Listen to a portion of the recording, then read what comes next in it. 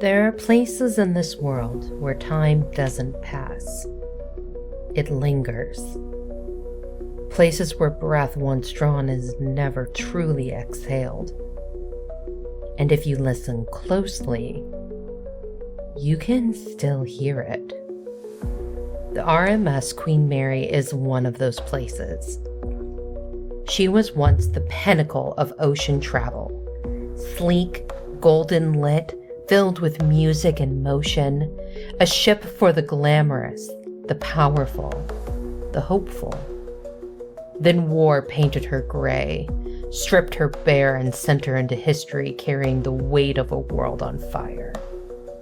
Today, she floats, permanently moored in Long Island, California, not sailing, not sleeping, just waiting. Some say she's haunted. Others say she's only a shell of steel and memory. But I believe some places keep stories whether they want to or not. Welcome to Hauntings and Happenings. I'm your host, Kasey, and whether this is your first episode or you've been with me through other shadows and strange corners, I'm so glad you're here. I've never stepped foot on the Queen Mary, but I know the feeling she's said to evoke. That quiet, skin-prickling moment that you're alone, but not really alone. When you swear you heard a whisper behind you, a soft scuff on the floor or the subtle shift of air, as if someone passed by, just out of sight. You tell yourself it's nothing, but you know something's there. In his article, The True Story of the Haunting of the Queen Mary's Ghost Ship, Eric Hawkins describes her as scarred by war and time, soaked in memory. Others speak of her as a place where ghosts don't just appear, they perform, replaying their ends like echoes in a chamber of steel. So in this episode, we'll climb aboard. We'll trace her golden age, her wartime scars, and her long descent into legend. We'll explore the accounts of those who saw or felt something watching them in the dark. And we'll dive into the deeper waters beneath the ghost stories.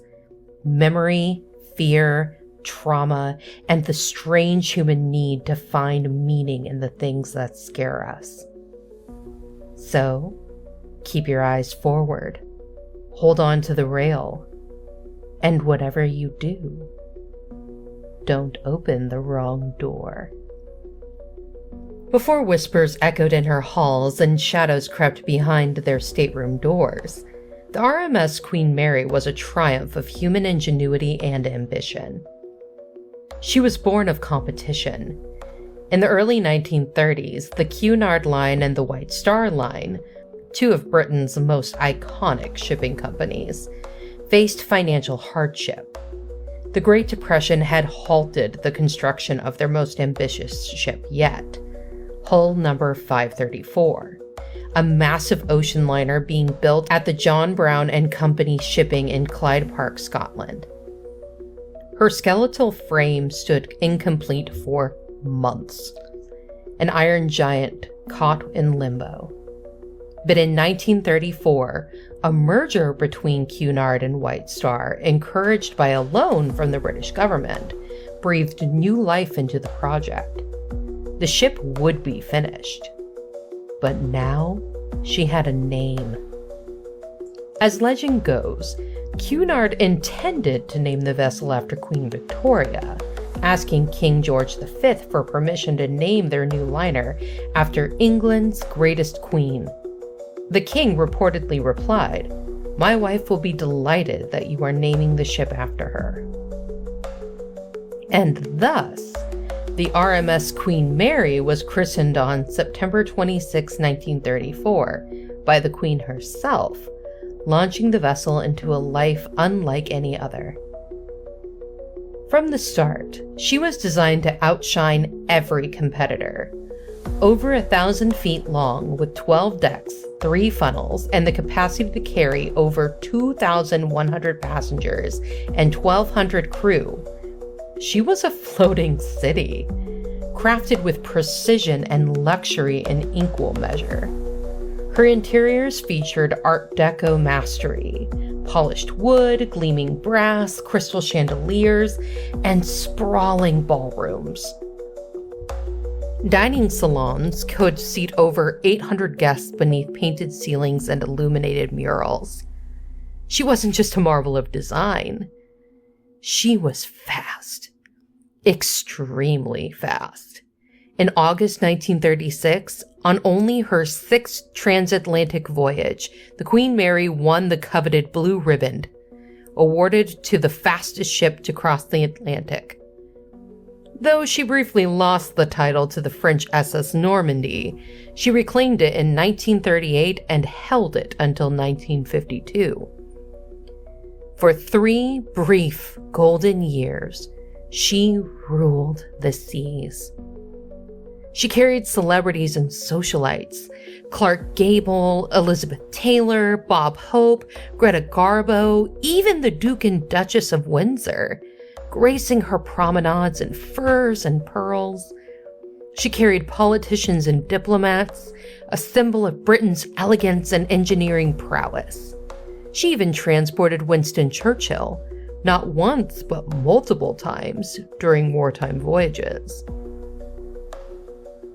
But as the 1930s turned toward war, the Queen Mary's destiny shifted.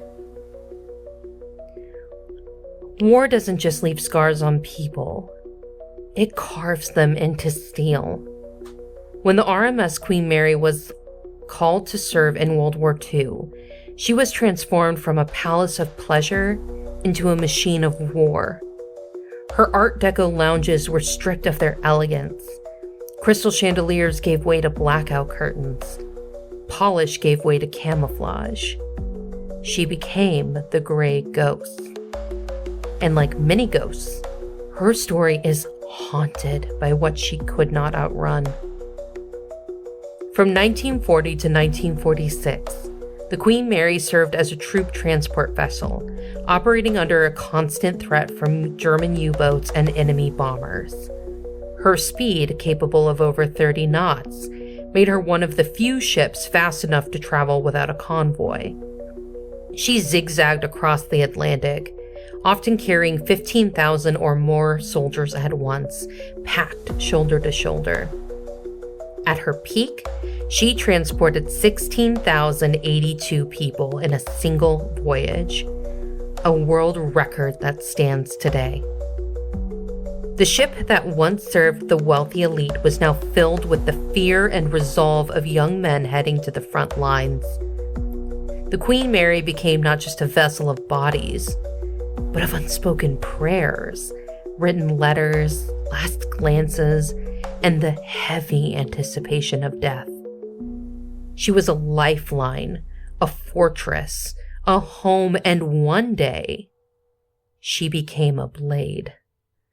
On October 2nd, 1942, while en route to Scotland, the Queen Mary collided with her escort ship, the HMS Curacoa, a light cruiser assigned to protect her. The ships were operating under strict wartime protocols: zigzagging maneuvers, blackout conditions, no stopping for any reason. The Queen Mary was traveling at 28.5 knots, too fast to react when the Curacoa crossed her path. In an instant, the massive liner sliced the cruiser in two. Eyewitness accounts from the Queen Mary describe a violent jolt, then silence. Some say they could hear screams in the water, then nothing. Despite the horror, orders were clear. The Queen Mary was forbidden to stop. If she slowed down, she risked becoming a target for U-boats. She steamed ahead. Behind her, the sea swallowed 338 British sailors. Only 99 survived. The Curacoa was gone within 6 minutes. The tragedy was covered up for years, kept from the public to protect wartime morale. It wasn't until 1945 that the incident was officially acknowledged, and not until 1947 that a court ruled the Queen Mary bore partial fault. But no one was ever formally held accountable. And perhaps that's the most haunting part. This wasn't an attack. It wasn't sabotage. It wasn't even a murder. It was a cold, calculated decision to let men die in order to save others. Moral ambiguity hangs heavy over the Queen Mary's wartime legacy. She was a hero. She was a survivor. She was a killer. By duty, not by choice. But that burden never left her hull. There's something chilling about the idea of a ship unable to stop. A symbol of an unstoppable force chained to protocol. It speaks to something deeper. The guilt of doing what was necessary. The trauma of survival. The legacy of decisions made in the absence of mercy. And maybe that's why, even decades later, visitors to the Queen Mary speak of a feeling of unease, of hearing phantom footsteps in the engine room, of glimpsing shadows where none should be, of being watched by someone unseen, something that cannot rest, because steel may not bleed, but it remembers. When the war ended in 1945, she returned to England battered and hollowed. But, like many survivors, she was expected to resume life as before, as if nothing had changed. From 1947 to 1967, she returned to civilian life, offering transatlantic service once again. Though her golden age was fading, she still held her dignity. She completed over 1,000 crossings and carried more than 2 million passengers. But the world had changed. Air travel had arrived. By the 1960s, jet planes could cross the ocean in hours, not days. Passenger numbers declined. Luxury liners became relics. On September 19, 1967, Cunard announced her retirement. She was sold to the city of Long Beach, California for $3.45 million. On December 9, 1967, she docked at her final port, never to sail again. Her engines were removed. Her hull was sealed. She was transformed into a hotel, museum, restaurant, and tourist attraction. Over time, she became something else entirely. A floating artifact. A haunted destination. A shrine to what once was. Some say the Queen Mary died the day she stopped sailing. Others say that's the day she truly became alive. Because ships, like people, are changed by what they survive. And when a place witnesses enough joy, fear, and tragedy, it leaves a mark, a scar beneath the surface. Before the shadows came, she was an icon. But now, she is a memory made manifest.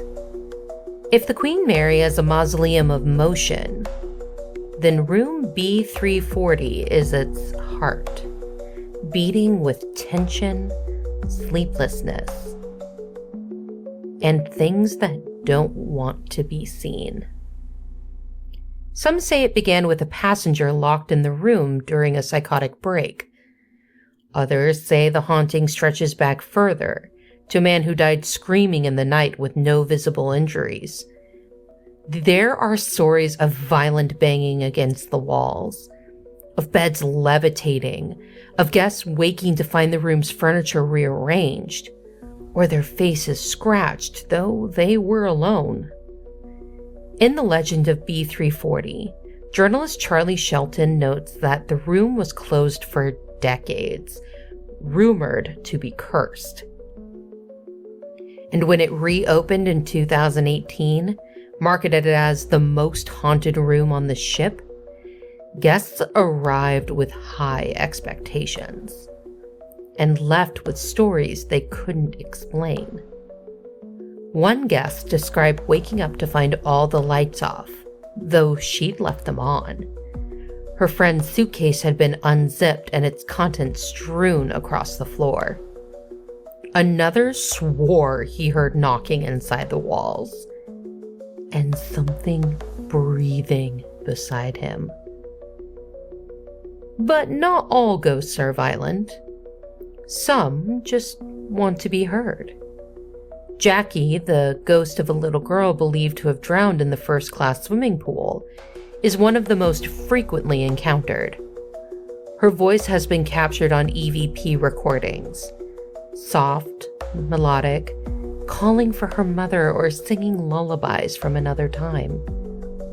In the haunted RMS Queen Mary by the Pennsylvania Rambler, investigators reported Jackie singing "Ring Around the Rosie" during a silent session. "Jackie," they asked, "are you there?" The voice that replied was faint, childlike. Yes. Some visitors report seeing her watching from the stairwell. Others say she reaches out to hold your hand. Hearing the voice of a child, for some reason, is more terrifying than that of an adult. Think about horror films, dolls, children with blank stares or eerie songs. They're creepy not because they're malevolent, but because they shouldn't be. The innocence of a child makes their suffering harder to process. And when it's turned upside down, it becomes uncanny. Even if Jackie means no harm, she is unsettling because she's there, because she's watching, because she wants you to answer her. Then there's John Petter, the young crewman crushed by watertight door 13 in 1966. Some say he was showing off. Others believe it was a simple mistake. But when the door closed during a drill, it caught his torso, pinning him alive. He died hours later in the ship's hospital. Guests report feeling a sudden coldness near the engine room. Some see a tall figure in blue coveralls near the heavy door. One woman swore a hand brushed against hers just before the metal door slammed shut behind her. In LA Family Travel, one visitor described standing in the engine room, surrounded by machinery and rust, when she felt a pressure behind her, like someone leaning close to whisper. When she turned, she saw nothing, but her phone refused to take pictures for the next 10 minutes. And then there's the lady in white, gliding through the former salon in a 1930s evening gown. She's been seen near the piano, sometimes dancing to music only she can hear. Musicians claim they feel watched. One man described playing a scale, stopping, and hearing a second set of fingers strike the same note. In one retelling, she was seen standing beside a young couple. They thought she was a performer in costume, until she stepped into a wall and vanished. There are stories of another child in the second-class pool, splashing in water that no longer exists. Guests claim to hear footsteps on tile. Once, a woman saw wet footprints materialize in front of her, walking forward step by step, before disappearing altogether. Others tell darker tales. A cook murdered in the ship's kitchen, shoved into an oven by angry soldiers. While undocumented, visitors report the smell of burnt meat or sulfur in the galley, shadowy figures behind the pantry doors. Even the elevators have their legends. Phantom passengers, doors that open to empty shafts, voices that whisper your name between floors. But not everyone is convinced. In The Skeptical Inquirer, Kenny Biddle argues that these stories are less about ghosts and more about expectation. Pareidolia, our tendency to see patterns in randomness, plus the power of suggestion, can create entire narratives out of cold air and shadows. And the ship itself leans into the mystery. Room B340's haunting, for example, is uncorroborated by documentation, as Biddle notes. It was closed for mechanical issues, not spiritual ones. Its dark history only emerged once ghost tourism became lucrative. Even Jackie's story lacks any verified death. According to the Queen Mary is not haunted, but I understand why you think she is. Her tale may have originated in the 1990s during a paranormal boom. A young voice captured in a recording, possibly from outside interference, was given a name, then a backstory, then a personality. Still, the Queen Mary is more than her blueprints. She is a stage, and we bring the script. Whether truth, legend, or echoes of grief were playing in the dark, this ship doesn't just remember. She performs. Hauntings may begin with trauma, but they often end in marketing. The Queen Mary isn't just a ship. She's a brand, and that brand is built in part on fear. Today, she thrives as a haunted attraction. Ghost tours, overnight investigations, horror-themed escape rooms, and a calendar full of paranormal events.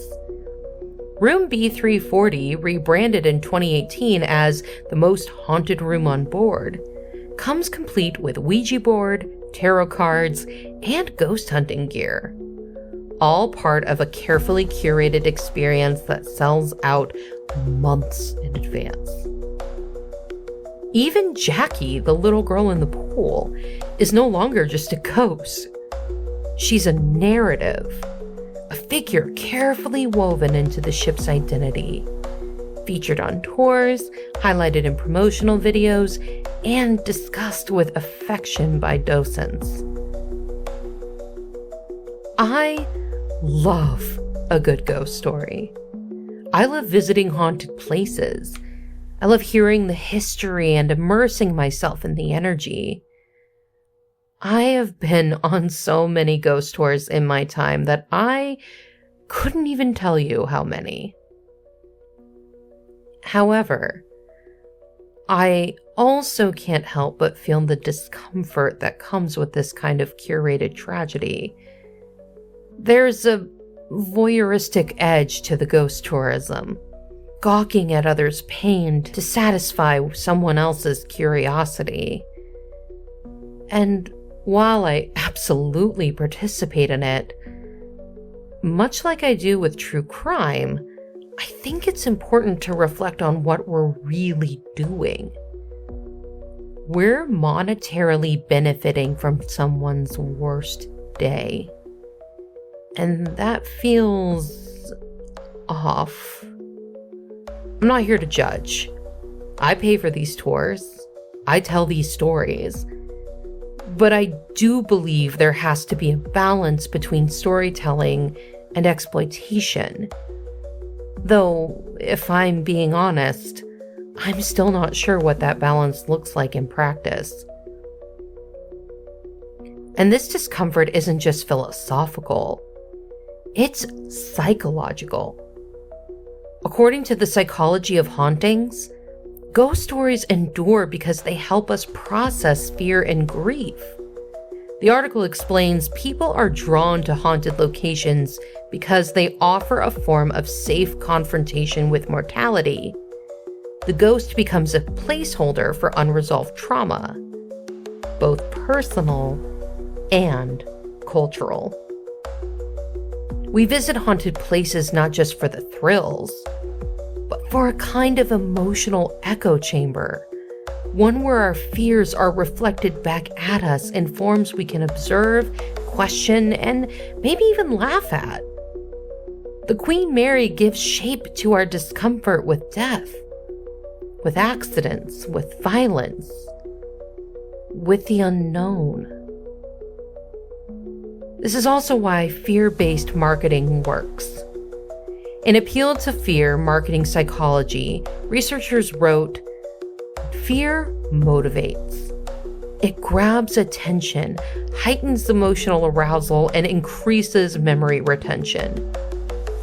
But it only works if the fear feels relevant and escapable." The Queen Mary capitalizes on that balance. The ship is safe, but spooky. Historic, but theatrical. You get the high without the real danger. You get to feel brave just for walking through a dark hallway. And as fear-based marketing versus hope-based marketing points out, people crave an emotional journey. A controlled environment where fear can be experienced and released is more satisfying than a purely hopeful message. People want catharsis. But there is a cost to catharsis. As Kenny Biddle warns in The Skeptical Inquirer, the Queen Mary's most famous ghosts, Jackie, B340's resident entity, lack clear documentation.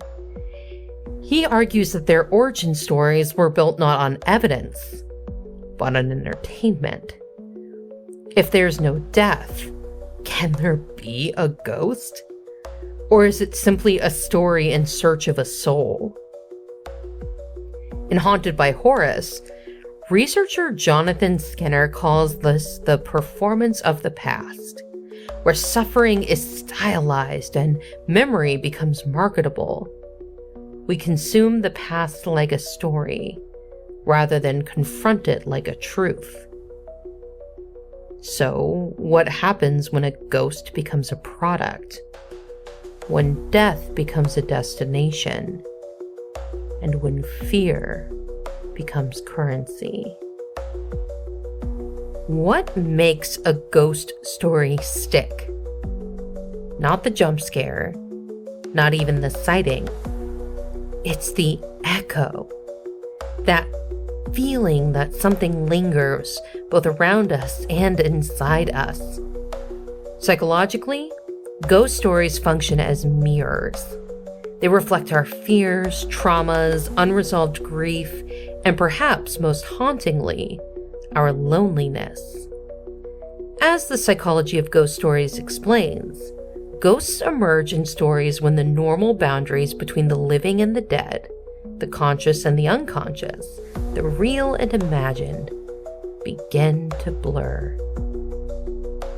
These aren't just tales, they're projections, and we, the listeners, help bring them to life.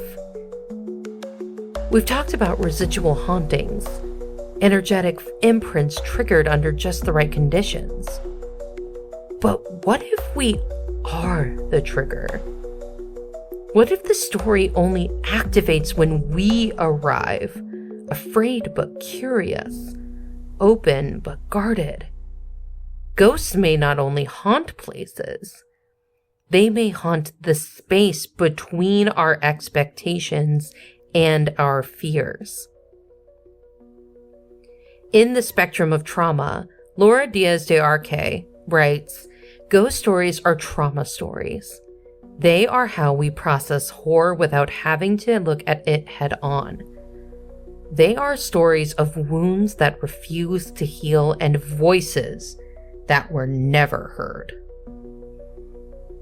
When I hear the stories of ghosts, I can't help but feel a deep sadness for them.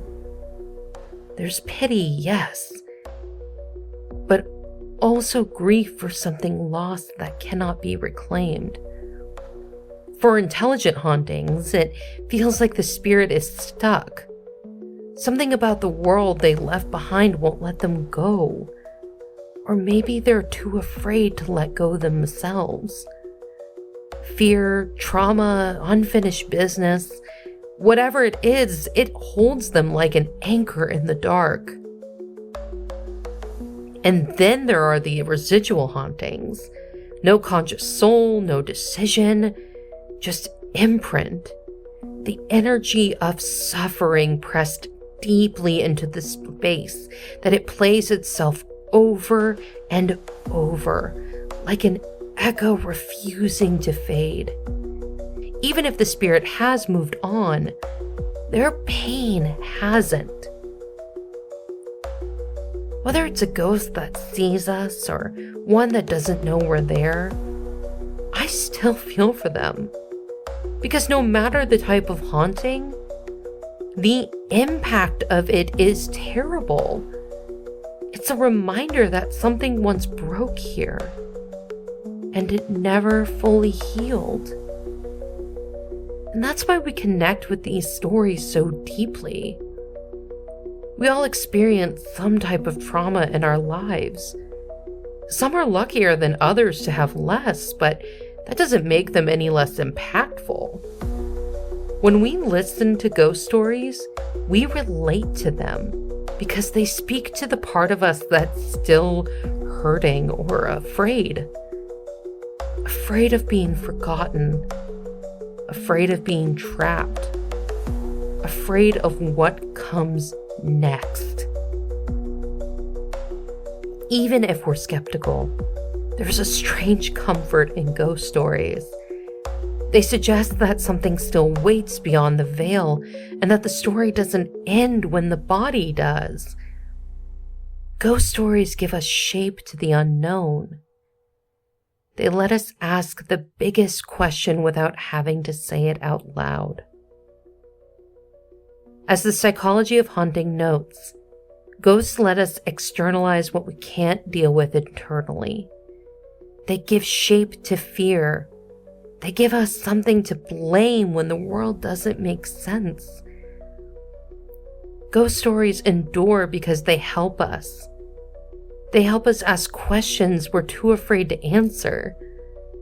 What happens when we die? What do we leave behind? What if the real ghost is the part of us that refused to forget?